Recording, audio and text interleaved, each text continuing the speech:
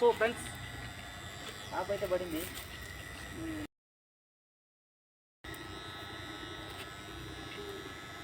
దీన్ని చిన్నసేపు ఆట ఆడిచ్చి తర్వాత తీయాలి. ఎప్పుడో తీస్తే పోద్ది.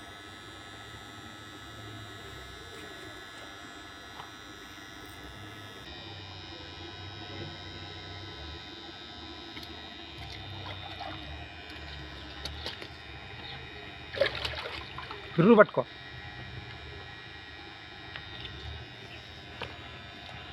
వాయిస్ మొత్తానికి అయితే ఇది చేప ఇంతసేపు ఆట ఆడిచ్చింది.